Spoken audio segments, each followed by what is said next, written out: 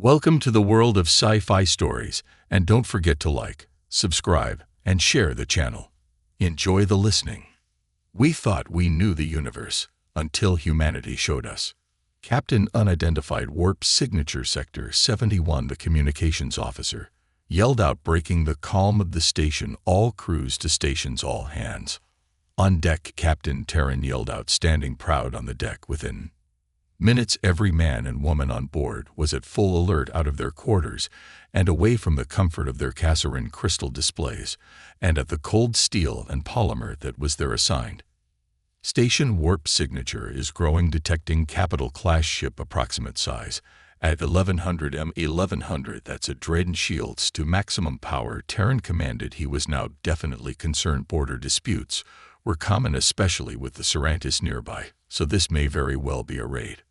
Serantis bastards might be hitting us with a surprise attack. Call for reinforcements. Warp signature is getting stronger. Bubble collapse in 321. Target sighted. The beast that appeared from that wormhole was not a Serantis warship. It was nothing like had ever been seen before. A massive beast the size of a small city, over a kilometer long, bristling with massive cannons. The armor plating was a dark gray in color, mixed with red and gold trimming and detailing.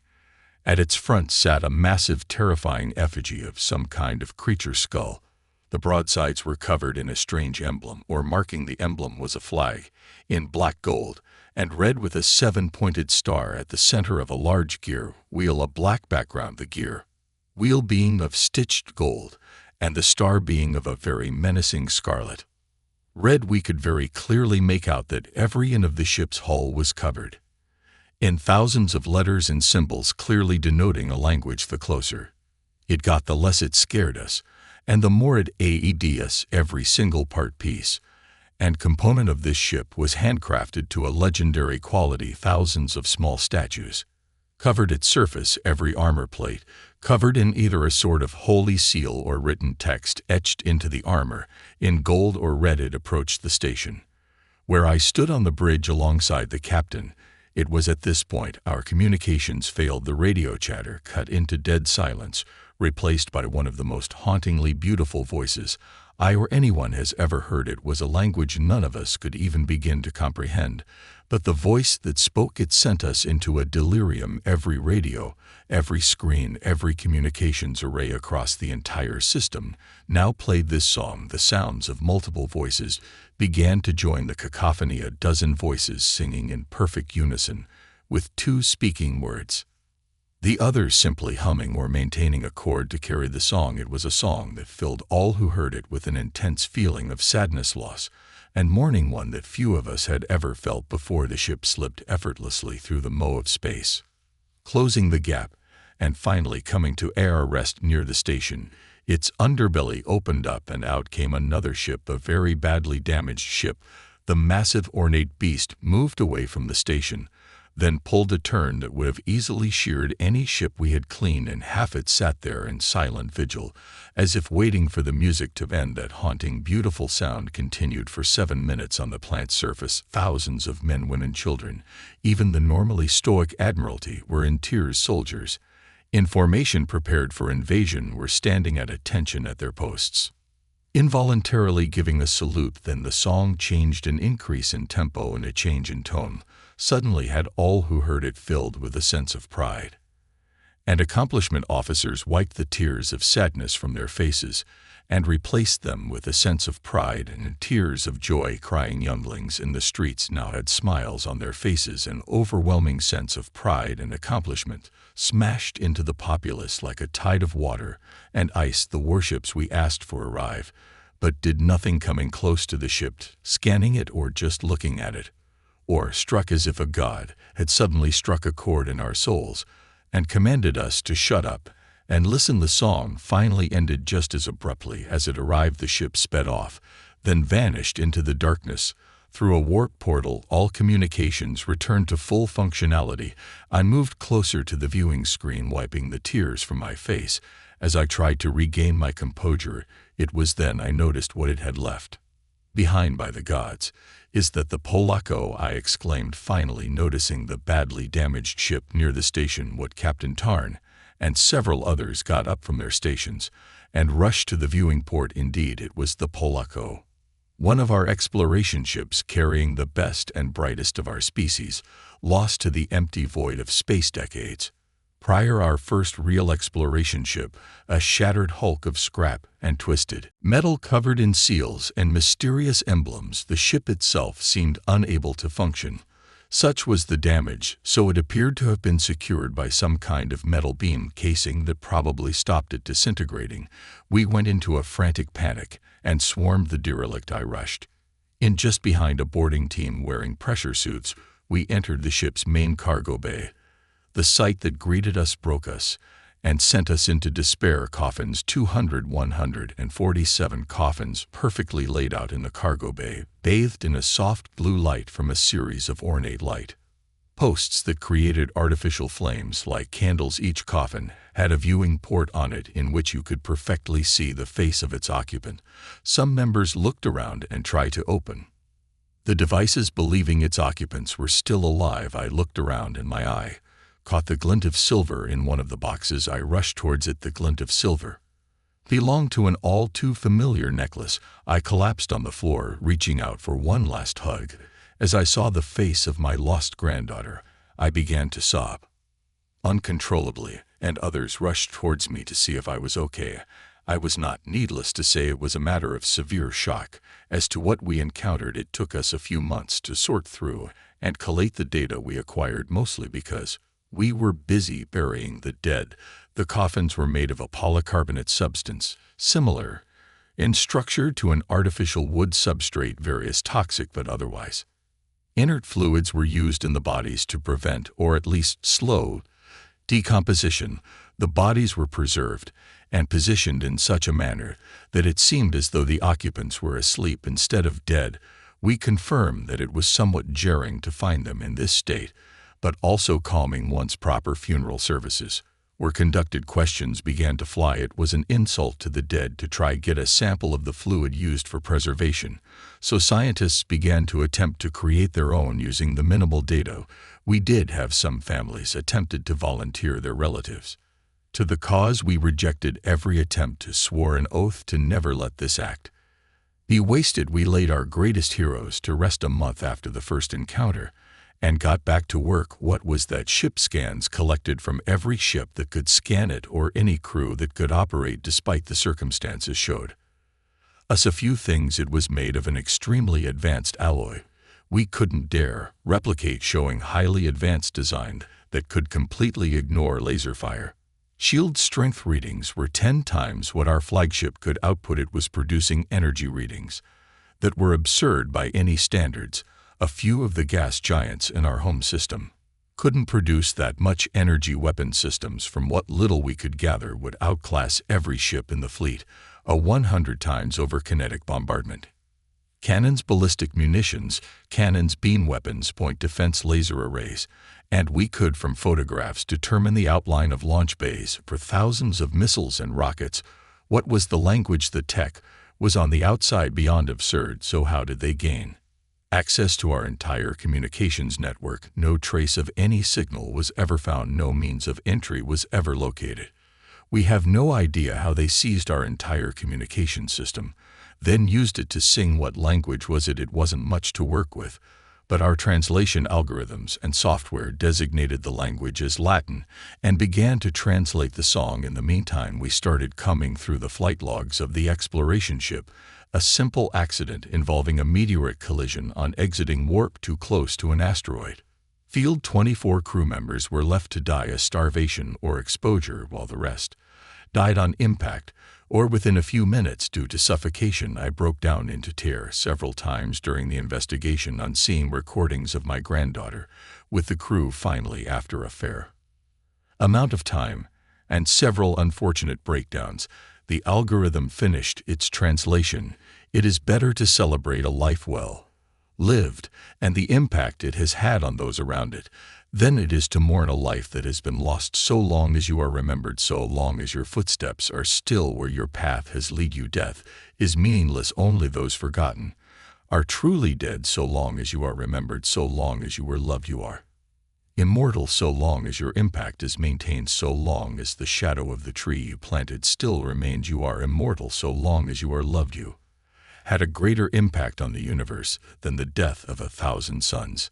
In memory of the fallen, to those who came before and gave all they had to those who are now, we salute you. In memory of the fallen, to those who bled in wars long past, we salute you. Together to the future, we shall not let your sacrifice, however small, be wasted. Together to the void we shall carry on in your footsteps, and let your thunderous voices be heard. Together to eternity, raise a glass to those before, and share your bread with those who are now. Together to victory, together to the void us against eternity, we shall not falter. Rest in peace, for your work is done. Rest in peace, for it is our turn now. Rest in peace, for your greatness now shines through us. We are those you fought for, those you died for, those you lived for. We are the future. We shall not falter. Together to the future, together to the void, together for all eternity. Together we are immortal. These simple words broke the empire, literally broke us. In front of a delegation of our best warriors, one of our generals collapsed into tears. Our emperor confined himself to the temple for a week, refusing any food as a penance. Holy sites, such as temples and graveyards, suddenly became flooded with tens of thousands of people. Apologies and confessions of sins and crimes flooded the network, with former crime bosses and criminal gangs walking into police stations and locking themselves in prisons. Our entire society changed, all because of this one ship, this gesture, an act of kindness for the families of these lost, and a mark of respect for the dead who, why, as much as who recent revelations changed us. We were still at war with an enemy to our systems. Away we quickly got back into focus. Some weeks after this, however, that all came to an abrupt conclusion. I was up in the defense station overseeing trade deals with some old allies when a mass alert rang out. It was a Serenai fleet. Hundreds of warships suddenly appeared at our borders, then hundreds more than that, then far too many. Even if we called up our entire reserve, not only would they not get here in time, there's no way in oblivion we would survive. We wouldn't go down without a fight, damn them to oblivion. We would take as many of them with us as we could. Well, that's what we thought, at least until that bastard flagship of theirs warped in behind them. The planet killer, the one that destroyed Kessin Prime at the start of the war. Thankfully, it wasn't too heavily populated, but it was no less of a loss. The fleet assembled before us was too much. Whatever fight we had it would wipe us out. They hailed us, and the Emperor himself, Jad Valum, was on board the flagship. I demand your presence on board my flagship. Bring your Emperor to me now to discuss terms of surrender. I'm guessing, I said flippantly, trying to stall for time. A laser beam shot out of the flagship support fleet. That was a warning shot. I shall not ask again, he commanded. I relayed the message to my own Emperor, Ad Ith. Within the hour, he and I were on board a shuttle on the way to their emissary barge. The Emperor Jad was sitting on his grandiose throne in front of us, an expression of rage on his face. As we approached Jad, the red-skinned, and Ad, the blue-skinned, we are a species of roughly similar features, with those of blue skin being slightly shorter but stronger, while our red-skinned foes have greater intellect but larger stature. Jad Afid, we meet again. The two men regarded each other as we stood in the halls, the meeting broadcast for all to witness. A moment of tense and absolute silence, so much so the sneeze of a rodent could be heard 12 systems away.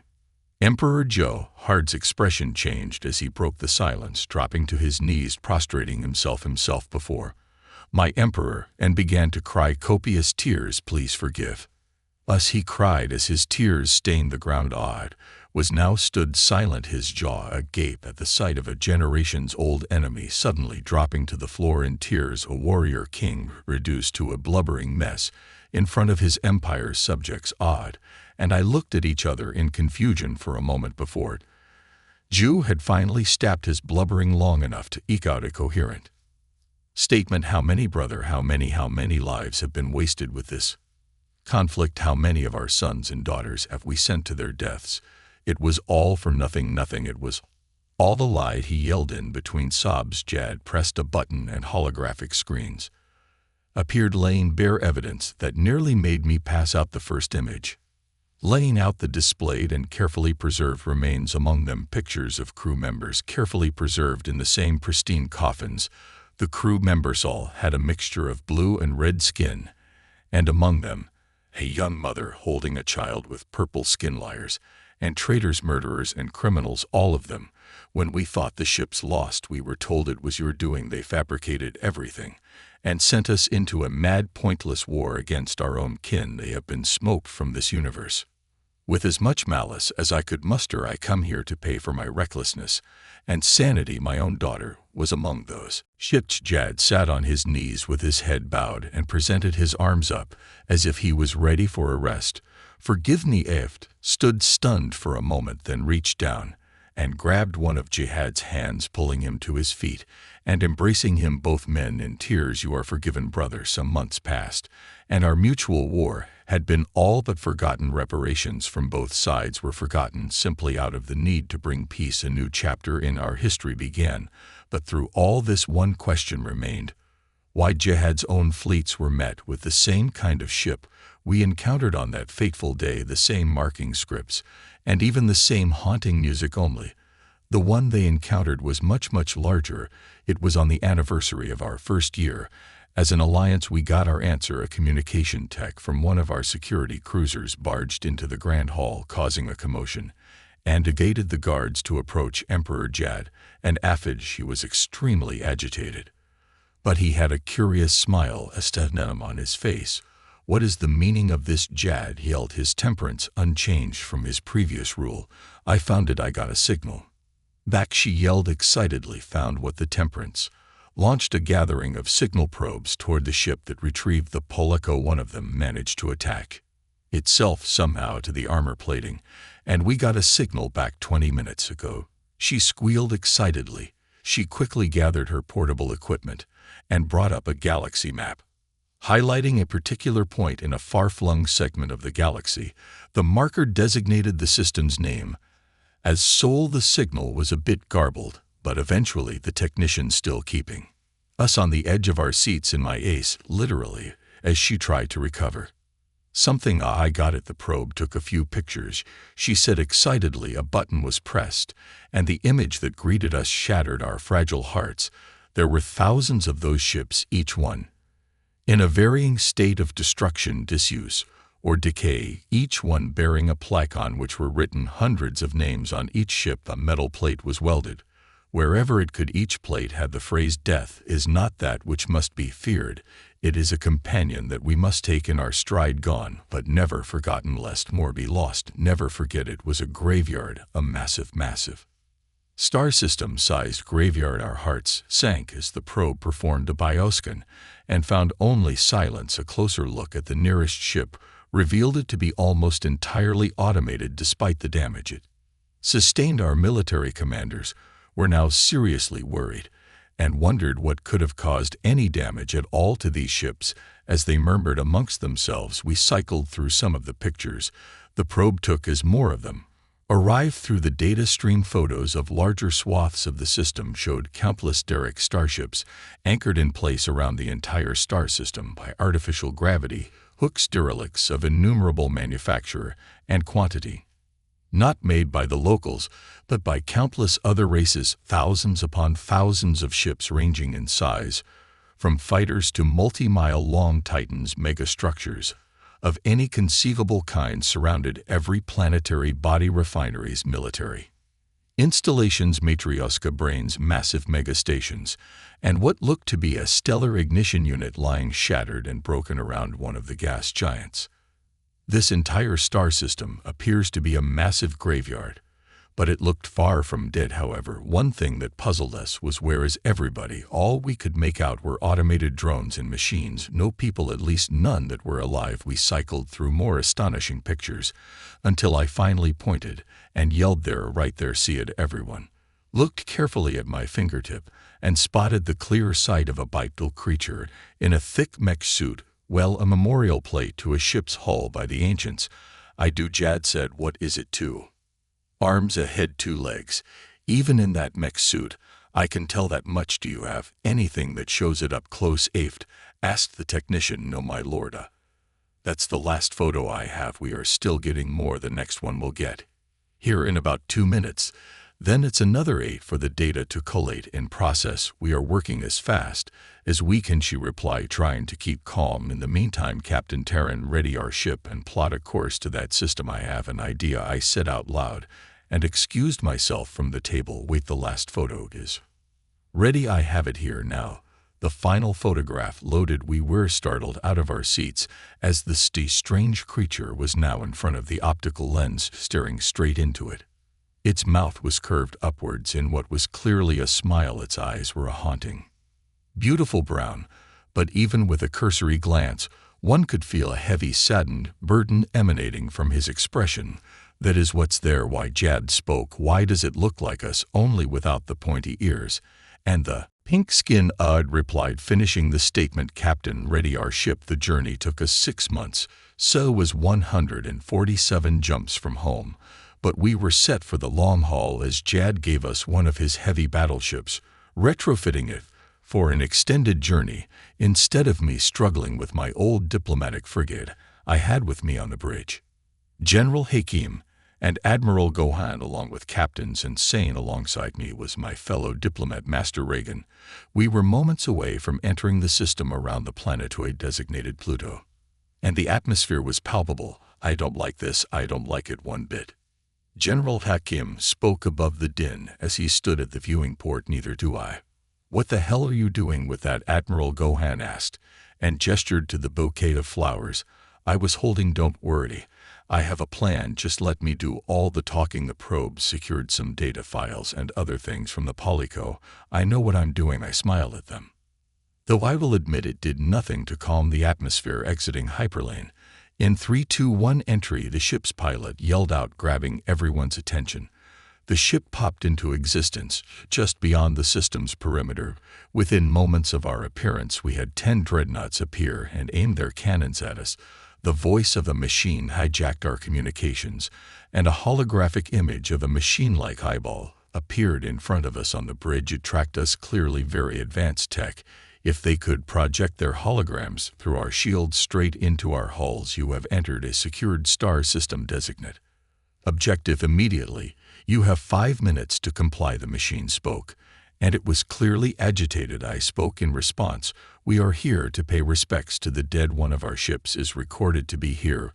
We wish to speak to the one in charge here to recover that ship and bring it home." I made sure to hold the flowers up so it could clearly see. Processing request. A few tense moments passed. Confirmed ship manifest and cargo go. Match intentions. Gravekeeper has been notified. Please proceed along designated area. Maintain low speed to avoid incident. A series of bright holographic arrows appeared, and our pilot took the initiative, moving us through the pathway. We looked around and took in the sights. Some of these ships were massive. We ran a basic scan. All we could. One such ship was over 20 miles long and nearly 4 miles in height and width. Most of the megastructures and giant stations were intact and appeared fully functional, though a bioscan done still produced no life signs, only machines. Millions upon millions of machines. A few minutes later, the Admiral pointed towards our destination, Retribution's Kiss, a ship Jay had lost a few decades ago, a ship full of heroes. I knew it. I knew I saw that ship on the Feeve, I exclaimed as we got closer. For the sake of the read, the song I was listening to as I wrote this is Beautiful Oblivion by Scott Buckley. It seemed to fit perfectly. Our comms suddenly cut and were replaced with music, beautiful, somber, sad music. We docked with the ship with a thud. The Retribution's Kiss had its entire AR section destroyed, several holes punctured through most of the rear superstructure, and a starboard thruster pod looked like it had been on fire. A somber mood overcame us all as I headed to the airlock. On entering, I was immediately greeted by the sight of more of those precious coffins, each one ornately decorated with its occupant appearing sound asleep. I approached, fully aware I was no longer alone as the crew followed and placed the flowers I was carrying on one of the coffins. Everyone else followed suit, and soon the entire crew, save a few needed volunteers, had come out with their own bunch of flowers. We each stood with our heads bowed as we silently uttered a prayer for our fallen Brethren, it was only now we noticed the figure standing in the room, its hands in front of it with its head low. We continued for a minute or so more, placing more flowers and allowing scholars to take notes of names for the dead.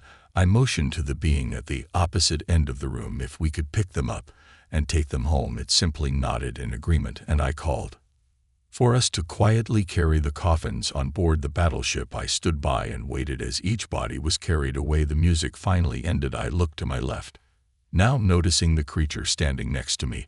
It was a clear 2T shorter than I was. I could now clearly see more of its features obscured as they were by the robe he wore. Definitely a male, 5 fingers instead of our 4, a small TFT of hair atop its head, with more on its face, grown long and gray instead of completely bald like us, rounded short ears instead of jagged edges like us. A simple lesson to learn, but one that has no lesser impact. Never forget lest we lose more. Never forget lest they be gone forever. I waited a moment to respond, allowing my translation unit to work. You are the gravekeeper, the machines told us. About I that I be. The name is Grim, or at least I think it is. It's been a while since I needed to care about 1,400 years to be exact, he said, looking up at me. Can you explain that? I asked, trying my best to be polite. Look, son, I know why you are here as much as I do, so let's not sugarcoat it. I've done this for far too long now, so I will cut to the chase. You are here only because you saw one of your own ships, but let's face it, you came here to do more than just recover bodies. He looked up at me with a certain degree of side-eye. Well, I sighed in defeat. Highly advanced tech, massive warships, uncountable technologies. You can't say you had an interior motive for being here, but at least I can appreciate the sincerity of your funeral service. At least you respect the dead. Now tell me, why are you really here? To thank you for bringing my granddaughter back home, to thank you for bringing that ship back, to thank you for giving me a chance to say goodbye. I smiled down at him, a tear forming in my eye. You are welcome. It's my job. And what's the other thing? To ask some questions, to see if we can negotiate a proper trade, to see if we could be friends, I said, holding my hand out. He looked at me and sighed. I friends, it is. He shook my hand. So lad, I'll spare you the trouble of asking, and I'll just answer. My species abandoned the galaxy some 14,400 years ago because we were beset by enemies on all sides, constant war. With no friends, this pace became more a memorial than a home system because of how many losses we were taking. Eventually, we were left with few choices and simply just buggered off. I was one of very few volunteers to stay behind. When everyone left, we found no friends here and simply just decided it wasn't worth sticking around, so we packed up and left, he explained as he led me to the edge of the room overlooking a view of Earth. That is very depressing. I cannot imagine what it would be like to abandon one's home. I'm not completely alone, of course. Every now and then I get pilgrims coming from the other galaxy, and they visit Earth. We built all this, you know. Probably have a lot more, come to think of it. How long before you go home? He looked up at me with a peculiar smirk. Well, we have to refuel the ship and hold some vigils, but we should be returning home in a few days. Why, if you stick around for a week or so, you'll be able to catch a pilgrimage. I'm not the only human in the universe, but I am the only human here. If you are willing to be patient, you'll be able to conduct a proper first contact with the Federation, he said. His smile and expression now seemed to calm down a boa. Actually, I would love that. I will go tell the commanders. I will arrange it all. Thank you again. No problem. Anything for a friend.